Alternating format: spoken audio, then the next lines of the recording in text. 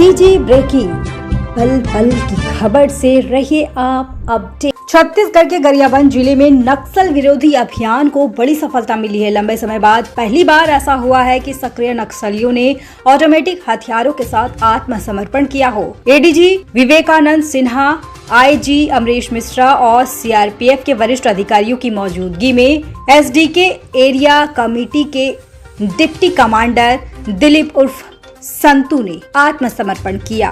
उसके साथ दो महिला नक्सली मंजुला उर्फ लक्ष्मी और सुनीता उर्फ जुमकी ने भी आत्मसमर्पण कर दिया। इन सभी पर 5-5 लाख रुपए के छत्तीसगढ़ शासन द्वारा इनाम रखा गया था। तीनों नक्सलियों पर कुल 15 लाख रुपए का इनाम घोषित था। भालूडिग्गी मुठभेड़ के बाद बढ़ा आत्मसमर्पण का सिलसिला। 20 जनवरी को भालूडिग्गी मुठभेड़ में सीसी मेंबर चलपति और डिविजनल कमांडर सत्यम गावड़े समेत 16 नक्सली मारे गए थे। इस मुठभेड़ में मारे गए नक्सलियों पर कुल 3.25 करोड़ का इनाम था। कई कार्रवाई के बाद जिले में सक्रिय नक्सली गुट बिखर गए थे। ऐसे में कुछ नक्सलियों ने आत्मसमर्पण की राह चुनी। इसी क्रम में एक महिला और एक पुरुष नक्सली ने पहले आत्मसमर्पण किया था और अब 3 अन्य नक्सलियों ने हथियार डाल दिए हैं। गरियाबंद जिले में पुलिस द्वारा शुरू किए गए नई शुरुआत अभियान का असर अब दिखने लगा है। आत्मसमर्पण करने वाले नक्सलियों ने पुलिस के इस अभियान से प्रभावित होकर मुख्य धारा में लौटने का फैसला किया। एडीजी विवेकानंद सिन्हा ने कहा, नक्सल प्रभावित इलाकों में पुलिस का लगातार दबाव बना हुआ है। हमारी कोशिश है कि जितने भी भटके हुए लोग हैं वे आत्मसमर्पण कर मुख्य धारा से जुड़े।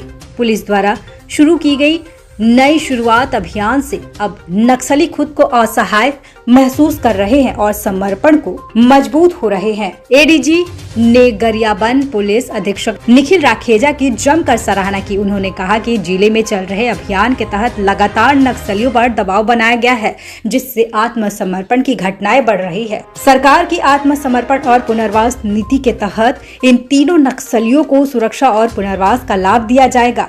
पुलिस ने अन्य सक्रिय नक्सलियों से भी आत्मसमर्पण करने की अपील की है। गरियाबंद समेत पूरे बस्तर संभाग में पुलिस और सीआरपीएफ की सघन कार्रवाई जारी है।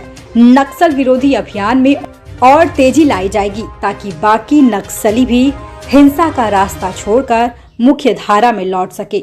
आइए सुनते हैं एडीजीपी विवेकानंद सिन्हा ने एवं आईजी अमरीश मिश्रा ने क्या कहा। जो नक्सल प्रभावित है, जैसे बस्तर क्षेत्र हो गया और रायपुर रेंज के जो जिले हैं धमतरी और गरियाबंद, जहाँ पे नक्सलियों की गतिविधि है, उसको लेके एक विशेष रणनीति के तहत कार्य शुरू हुआ और उसके कारण से बस्तर क्षेत्र में एवं अन्य क्षेत्रों में नक्सलियों के विरुद्ध एक कारगर कार्रवाई सुरक्षा बलों के द्वारा की गई और साथ साथ में सुरक्षा बलों के साथ साथ में इन क्षेत्रों में जो विकास के कार्य होने थे उनके ऊपर भी ध्यान दिया गया। बेसिकली जो सुरक्षा बलों का जो मेन मकसद है कि माओवादियों का, नक्सलियों का संपूर्ण इकोसिस्टम को ध्वस्त किया जाए और इसी रणनीति के तहत कार्रवाई की जा रही है।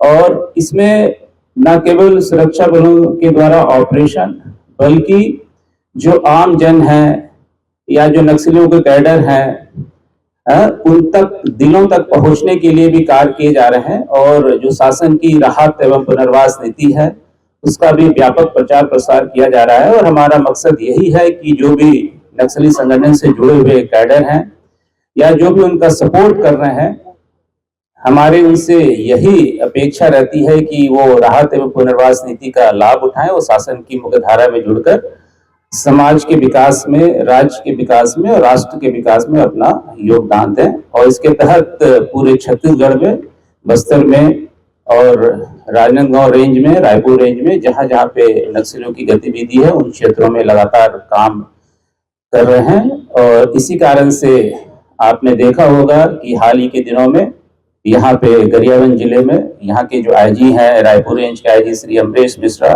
और जो यहाँ के एसपी हैं और यहाँ पे जो सीआरपीएफ का जो बल तैनात है, सभी के समन्वित प्रयास के कारण बहुत एक अच्छी सफलता, जिसको कि एक बहुत बड़ी सफलता, जिसमें कि एक सेंट्रल कमेटी मेंबर भी मारा गया, साथ में अन्य महत्वपूर्ण कैडर मारे गए और बहुत सारे हथियार गोला बारूद अन्य सामान बरामद हुए हैं। तो मैं कह सकता हूं कि जो सुरक्षा बलों के द्वारा पिछले 1 वर्षों से अधिक समय में जो रणनीति अपनाई गई है ऑपरेशन के साथ साथ लोगों को समाज में मुख्य धारा से जोड़ने के लिए बेसिकली नक्सली कैडर को, उसी का परिणाम है कि आज गरियाबंद जिले में 3 महत्वपूर्ण नक्सलियों ने, जिसमें कि एक एसडीके जो डिविजनल कमेटी है उसका जो डिप्टी कमांडर है, साथ में 2 एरिया कमेटी मेंबर्स जो कि इस क्षेत्र में काफी दिनों से सक्रिय थे और साथ ही साथ जो पिछले दिनों यहाँ पे मुठभेड़ हुई थी उस मुठभेड़ की घटना में भी शामिल थे। उनके द्वारा आज हथियार के साथ, इंसास हथियार के साथ आज समर्पण किया गया। ये यहाँ की पुलिस के लिए, यहाँ के जो पूरे सुरक्षा बल हैं, इनके समन्वित प्रयासों का ये परिणाम है। इसके लिए मैं आईजी रायपुर रेंज, यहाँ के एसपी और यहाँ के जो सीआरपीएफ के डीआईजी हैं उनकी समस्त टीम को मैं अपनी ओर से बहुत बहुत शुभकामनाएं देता हूं और आशा करता हूं कि भविष्य में भी इसी तरीके से जो एक कोऑर्डिनेशन के साथ काम हो रहा है, एक समन्वित प्रयासों का जो काम हो रहा है, उसके और अच्छे परिणाम सामने आएंगे। और मेरी यही आशा है कि इस क्षेत्र में जो नक्सलियों की गतिविधि जो थोड़ी बहुत क्षेत्रों में सीमित रह गई उसको संपूर्ण रूप से हम खत्म कर पाएंगे और पूरे छत्तीसगढ़ में जो ये समस्या है उसके समूल उन्मूलन के लिए सुरक्षा बलों के द्वारा प्रयास किया जा रहा है।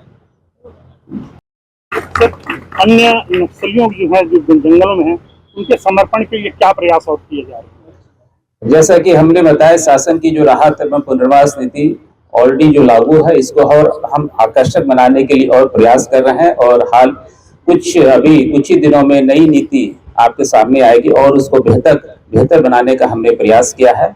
जो वर्तमान में जो नीति है वो भी बहुत ही अच्छी है और उसी का परिणाम है कि आज यहाँ पे समर्पण कर रहे हैं। साथ ही साथ यहाँ के पुलिस अधीक्षक के द्वारा एक नई कार्यक्रम की जो नई शुरुआत आप पीछे फ्लैक्स बोर्ड में देख रहे होंगे कि नई शुरुआत नाम का एक कार्यक्रम इन्होंने शुरू किया है और इसका इनके द्वारा व्यापक प्रचार प्रसार और किया जा रहा है। और मुझे लगता है कि इनके द्वारा और जो सीआरपीएफ और जो जिला पुलिस है उनके द्वारा जो विभिन्न क्षेत्रों में कम्युनिटी पुलिसिंग, सामुदायिक पुलिसिंग के अंतर्गत जो कार्यक्रम आयोजित करते हैं या जो सीआरपीएफ के द्वारा सिविक एक्शन कार्यक्रम आयोजित करते हैं, उनके द्वारा शासन की नीतियों का, शासन की योजनाओं का और साथ ही साथ में राहत एवं पुनर्वास नीति में क्या आपको लाभ मिल सकता है, इनके द्वारा व्यापक प्रचार प्रसार किया जा रहा है। और अगर इन नीति को, अगर जो राहत एवं पुनर्वास नीति है, इस नीति को अगर आप अच्छे से अध्ययन करेंगे तो इसके माध्यम से समर्पण करने पर कोई भी नक्सल कैडर अपने आप को पूरी तरीके से समाज में व्यवस्थित कर सकता है और साथ साथ में रोजगार के भी साधन उनको उपलब्ध हो सकते हैं।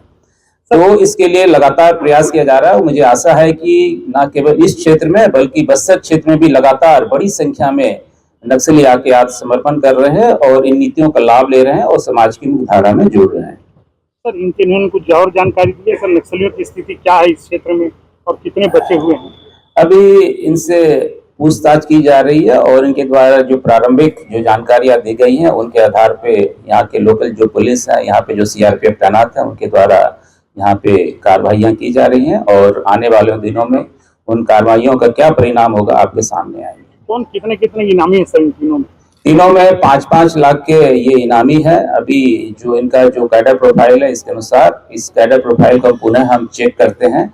इसके बाद जो इनके द्वारा जो हथियार के साथ आत्मसमर्पण किया गया है, इसके एवज में जो इनाम की राशि है वो भी इनको मिलेगा। साथ साथ में इनके ऊपर जो इनाम घोषित है, अगर वो सही पाया जाता है तो वो भी इनाम इनको मिलेगा, जो कि इनको अपने आप को सुव्यवस्थित करने में इनको सहयोग करेगा। आज क्या इनाम दिया आपने?